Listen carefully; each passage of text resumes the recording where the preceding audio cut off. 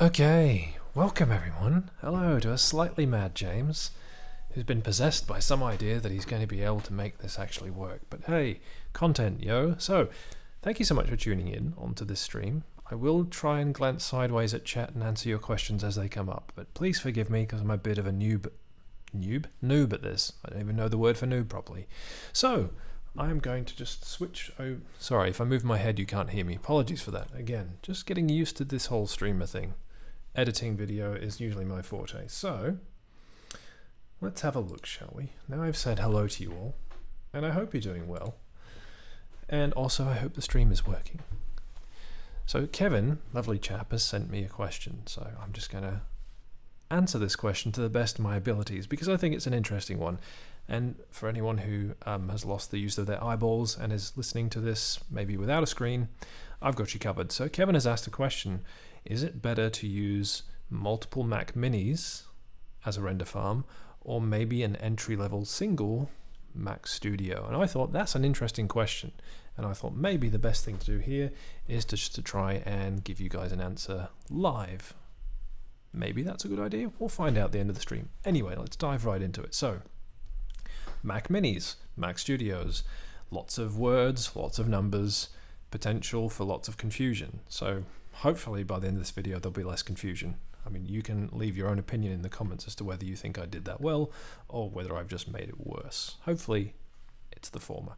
Okay, so real handy tool if ever you're thinking specifically about Blender and rendering is, and we're talking about cycles rendering is here as well, go to opendata.blender.org because chances are someone's already tested it. And in the case of the Mac Mini, which uses the Apple M1 chip, and also the Mac Studio, which uses the Max or the Ultra chip, someone looks like they already have. You can see here, people have been running tests, and thank you to whoever those people are. We will not know their names, perhaps ever, in the history of the known universe, but they have done it for us, and we are grateful because it gives us at least something to hang our hat on in terms of data.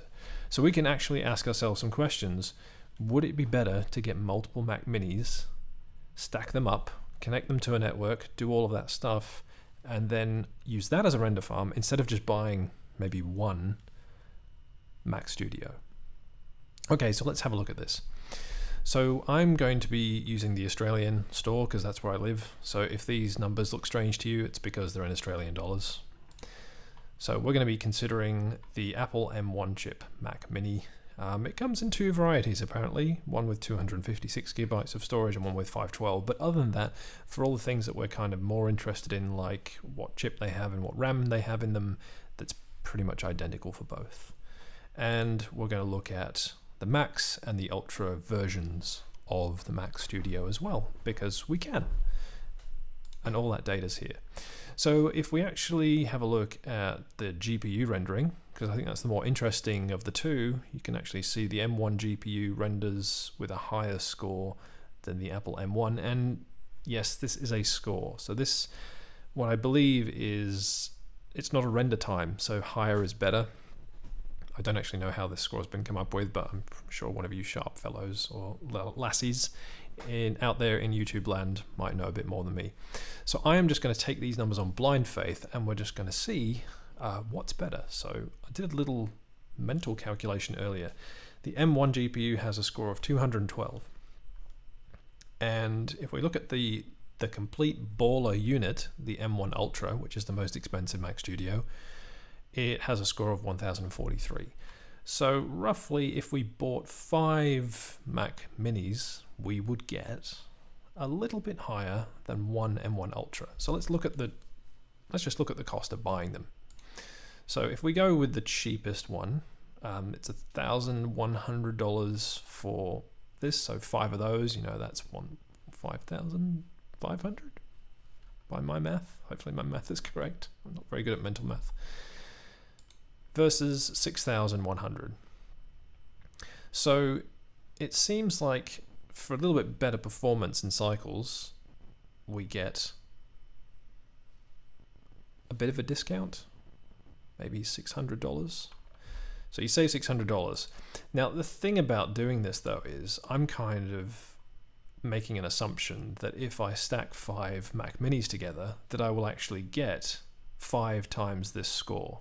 There are a whole bunch of faulty well, not faulty, but there are a whole bunch of really big assumptions around doing that, because that's not actually true.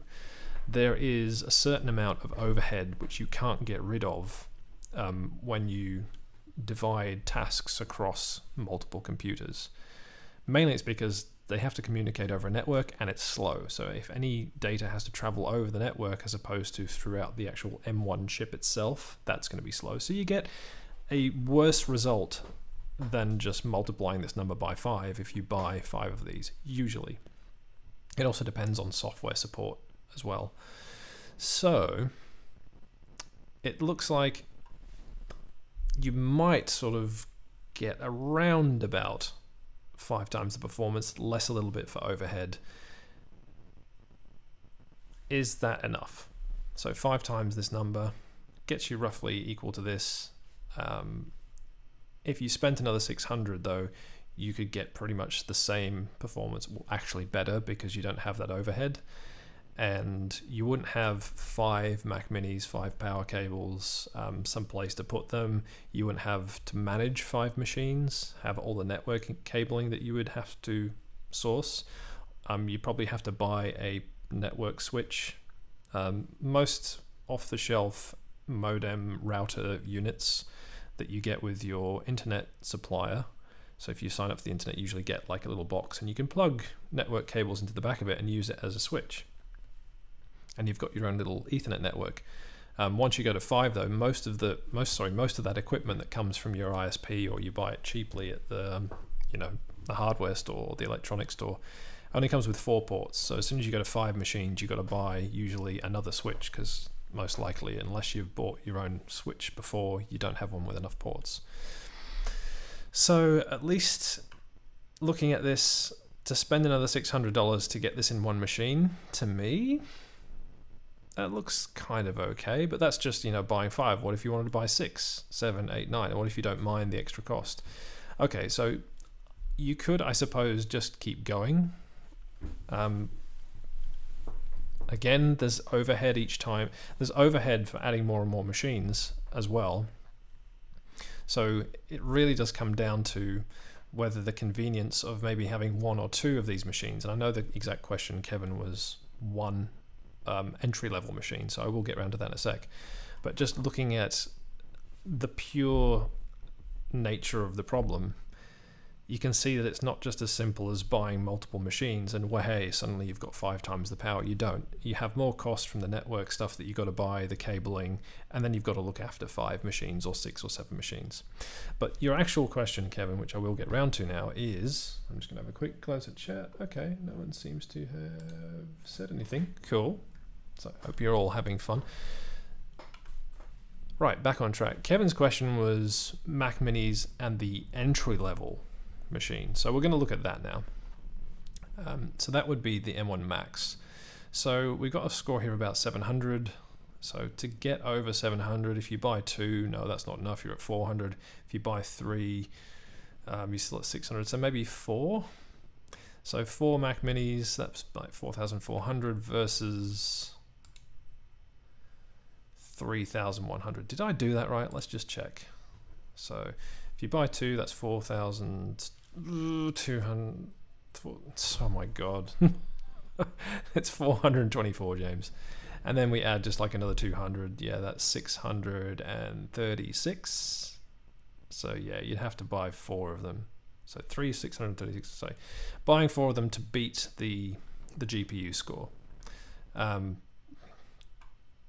So that would be $4,400, which is more expensive. So in this case, to get the same performance, according, trusting this data is legit. Obviously, we're making the assumption there that we can actually do this with this score, and that makes sense. It looks like you're actually better off getting the entry-level machine. But here we're only comparing performance and cycles. So we probably want to look at a few other things, because we're just looking at the raw rendering performance, and we'll probably want to look at some other aspects of the machine as well, not just what its score is on open data. This just helps us sort of establish if all the conditions were ideal and perfect, which they're not, is this a good idea? Because if you don't meet the ideal case, then it's completely game over. So that's why I'm going through all this. Ideal case, does it make sense? No. You're better off buying the entry-level one by the looks of things than buying 4 minis. But let's also have another look at why perhaps you might want to consider the Studio. And I'm not an Apple fanboy. I'm not trying to make you buy the Studio. I'm just trying to quickly come to some kind of conclusion without going on it too long as to which is this more sensible buy. And I think so far it's looking like the entry-level Studio is more convenient because it's one machine and you're not sacrificing anything in terms of power. And there's nothing stopping you from buying another Mac Mini and using that with the Studio. But before we actually suggest any kind of configuration and what you should buy, and this is not advice, this is just me reasoning it out. I'm not going to suggest one way or the other. You have to make that decision. Disclaimer. So what are the other things we're going to look at? Now, if you think about the rendering process, one of the things that you have to do is you have to load all of the stuff in your scene from the disk into RAM. So do you have enough space on your disk to store your scene and your RAM? Now, of course, if it's already on your disk, yes. One of the problems with the whole Apple Silicon platform is you can't upgrade the RAM. So once you've bought this device, that's it. The RAM is actually on the chip. So unless you're going to replace the whole chip, and it's not even clear if you could do that because of Apple's way they lock stuff down, you'd be looking at replacing the entire CPU to get a RAM upgrade. So one of the problems of the M1 Mini is it only comes with 8 gigabytes of memory. Now, if that's enough for you, that's fine. But remember, this is 8 gigabytes that's got to be shared with all the other stuff that runs on macOS. And that can actually be quite a lot of stuff. I am currently running a Mac laptop running Catalina. And usually it tells me I've got about 2 gig of RAM free when I start it up. Usually a bit more than that, but around about that. I've got a lot of stuff, I think, just chomping away at that RAM in the background. So that's one of the things to be aware of. The 8 gigabytes, it might sound sufficient for what you're doing, but you also have to remember that the operating system is going to take some of that. Now, what happens when you have a scene that's too big to fit in memory? In the case of Macintosh operating system and Blender, it will still render eventually, but it will do it much, much more slowly because it has to basically do a little bit of work on some of the scene, and then it has to save that to the disk, and then it has to load something else. So there's back and forth between the RAM and the hard disk, and that slows things down a lot. We have, I think, somewhere done a video that talks about why RAM is important, why you should have enough.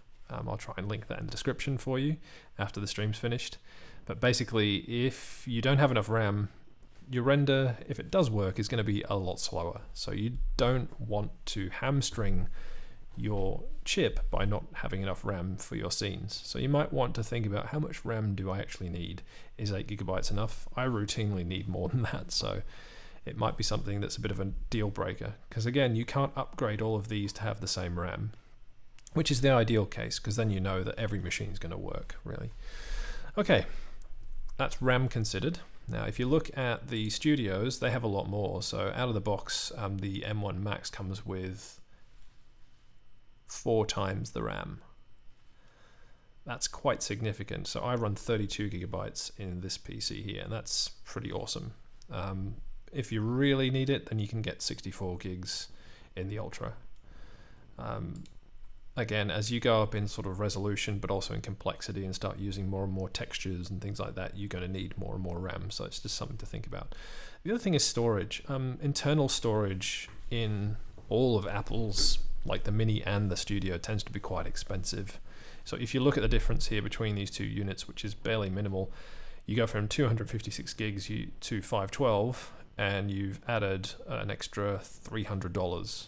You can get a 1 terabyte M.2 SSD, a really decent one, for about the same money. So you can get, like, what's that, 4 times the storage for probably less money. Don't quote me on that. I mean, these are Australian prices. So one of the things about internal storage is, again, you've got to store your scene or your assets, hopefully, on the disks themselves, because the fastest way to render is that let's just say you have a 1 gigabyte worth of scene data that's stored in like your scene. That could be geometry, like your mesh. That could be the textures, HDRIs for lighting. If the disk can't hold it, let's just say you say, okay, right, I'm not going to store all of that on the actual hard drives of each Mac Mini. I'm going to have that on a NAS or an external shared drive somewhere that all of them can access.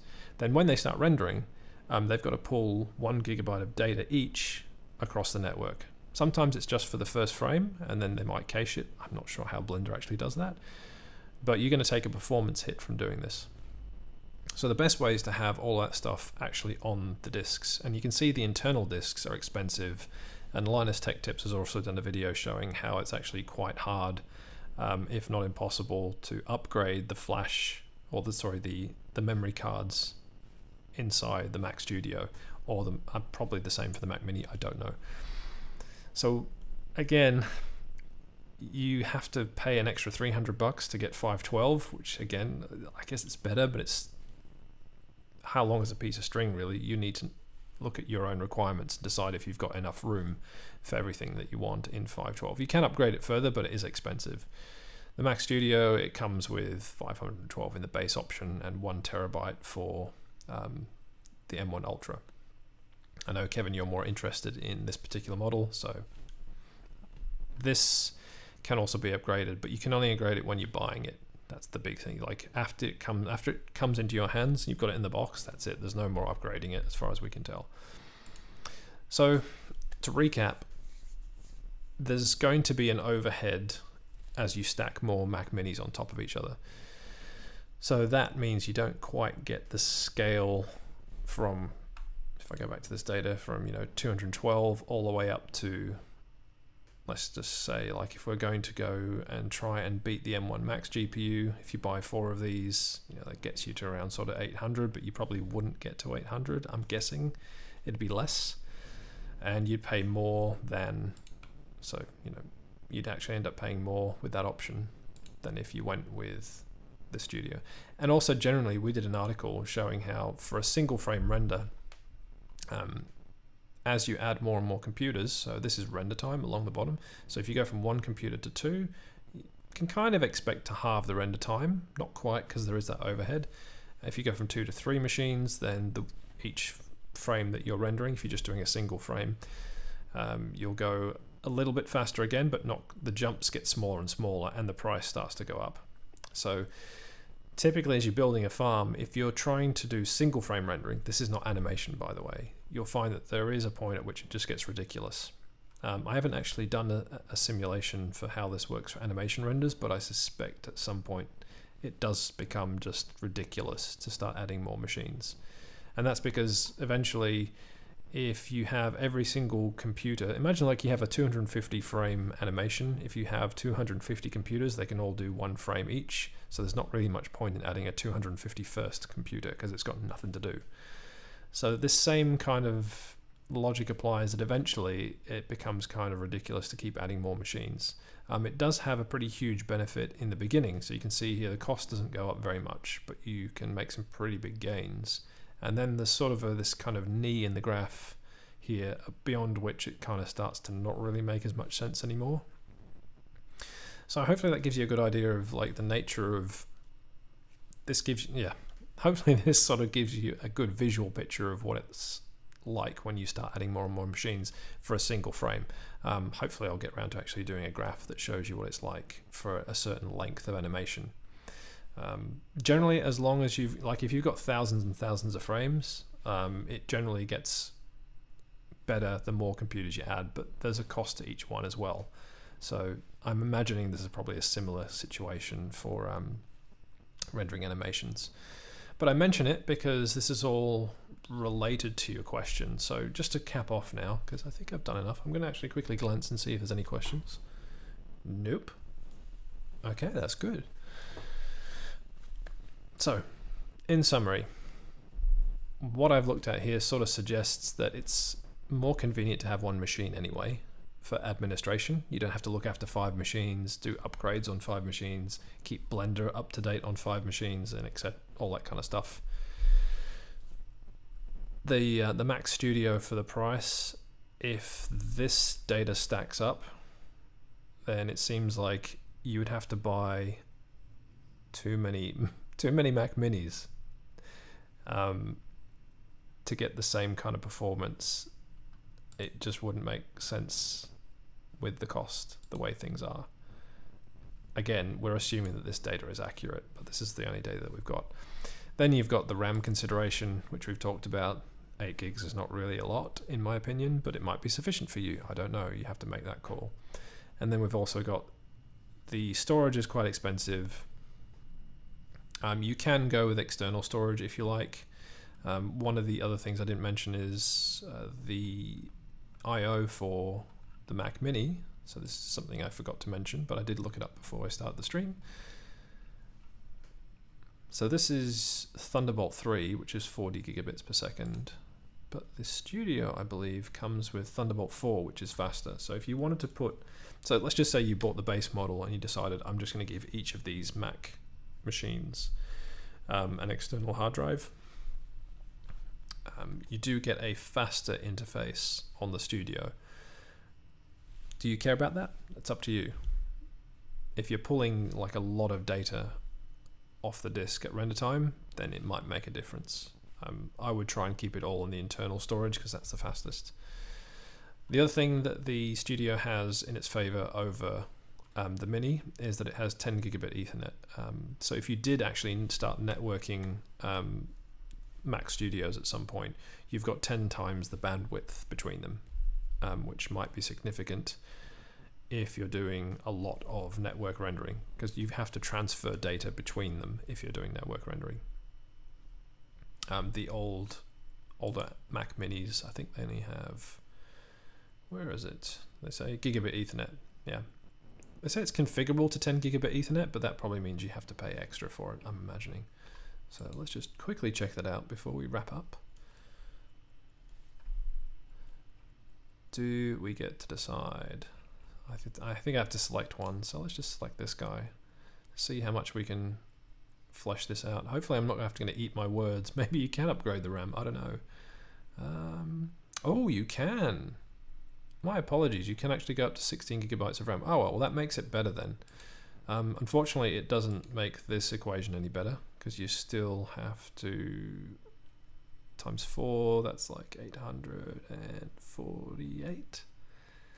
But then with overhead, that's probably going to bring it back down a little bit.